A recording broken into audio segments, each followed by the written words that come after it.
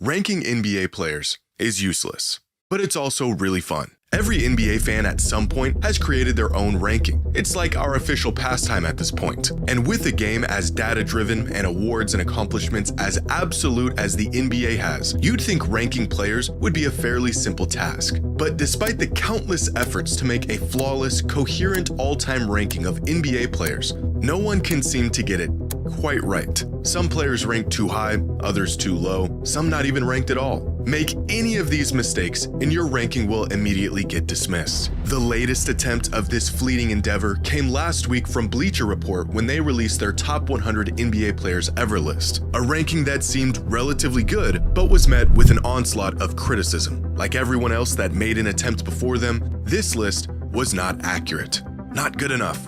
Why is it so difficult to make an all-time ranking that we can all agree on? I mean, we all have our own opinion, our own personal bias. Is it even possible to make such a list? And if we could, how would we even create it? Well, believe it or not, there is a method that we can use to rank every player in NBA history with shockingly good accuracy. It doesn't use any numbers or data, no formulas or advanced metrics. It is a method way simpler than you would ever think, and yet manages to get results with nearly 100% accuracy. Even crazier, we actually use this method all the time.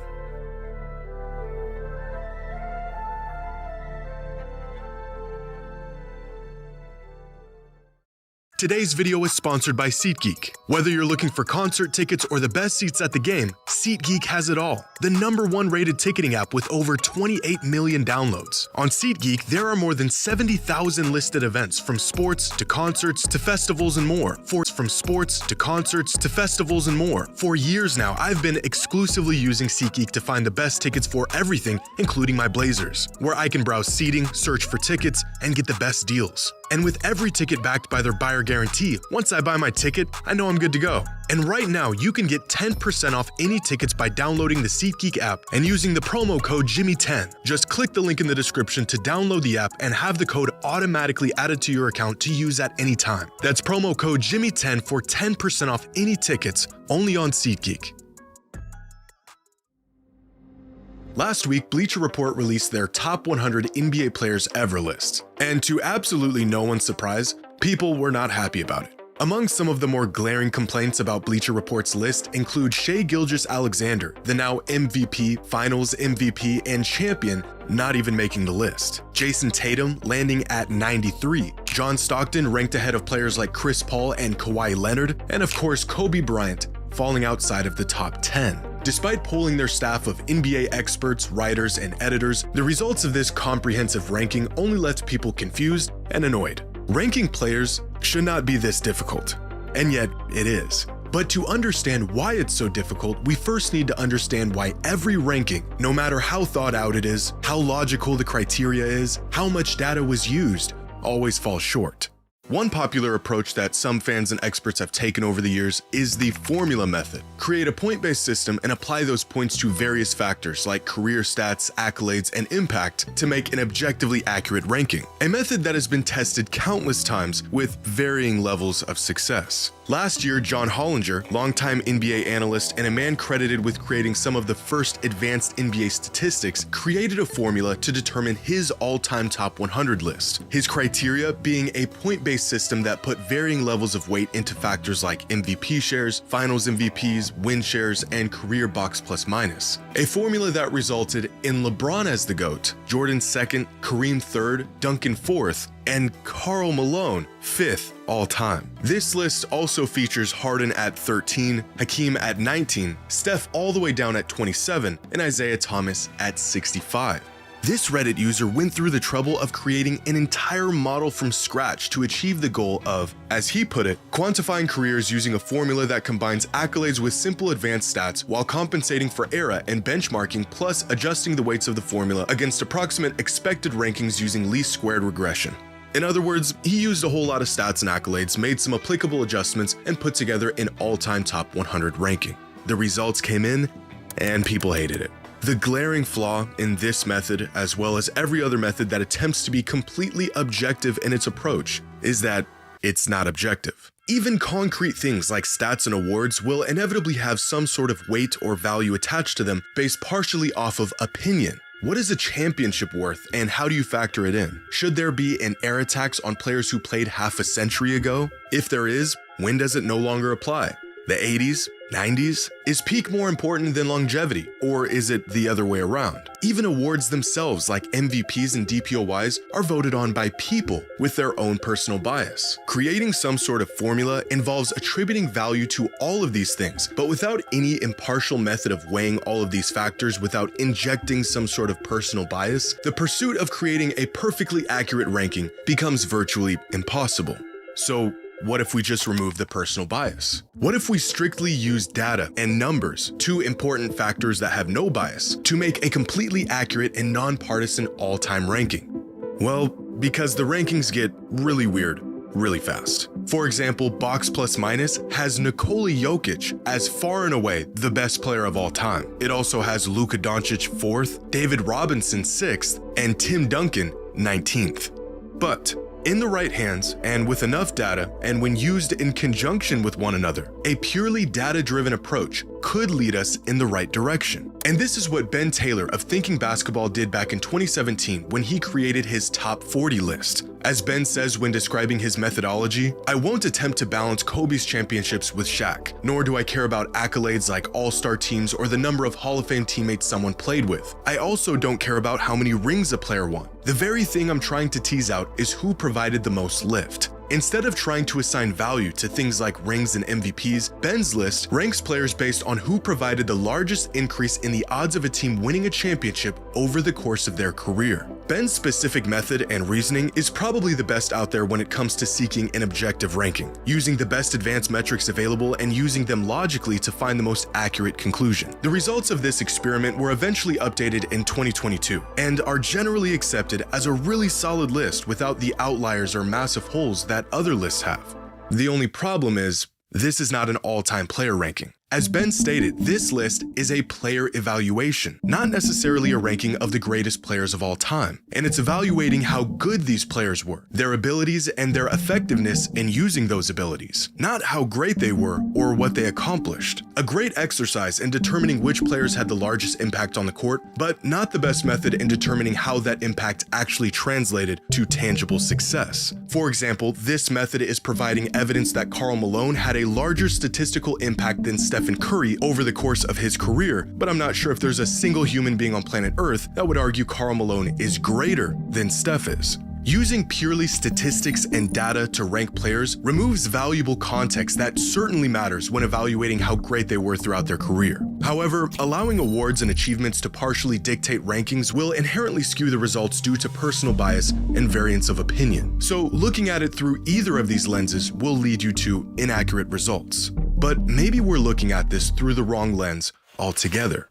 We as fans are going to be biased. It's the very nature of being a fan. My team's great and they can do no wrong. So if we need to factor everything in, but we cannot do that without inserting some sort of bias, what if instead of trying to remove all bias from the equation, we factor this bias into the equation by asking fans what it is they value most when ranking players? If the accuracy of the rankings is determined by the fans, then so should the criteria. Well, that's exactly what this Reddit user did. Back in 2020, an NBA fan on Reddit took it upon himself to survey other NBA fans, 662 of them to be exact, on not just what's important to them in terms of greatness, but even what kind of fan they are. Among some of the questions asked were, how long have you been watching the NBA for? The most popular answer was 6 to 9 years. On a scale of 1 to 10, how big of a fan of the NBA are you? Over 80% of the results being at least an 8 out of 10.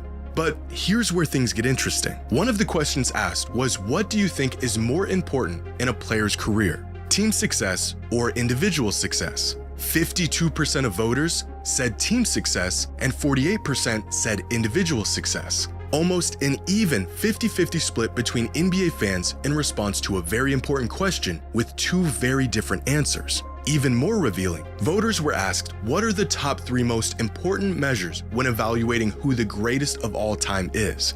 The number 1 answer?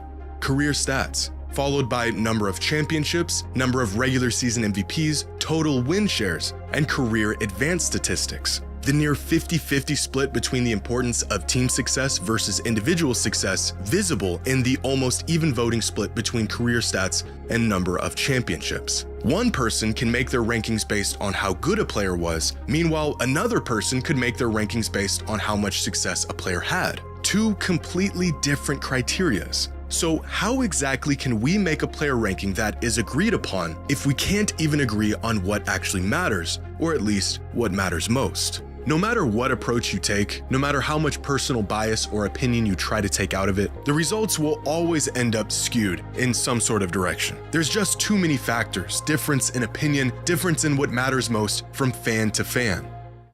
But there is one way, one method that has been proven to be the best way to get to an accurate conclusion about things otherwise not agreed upon. What is this scientifically backed method?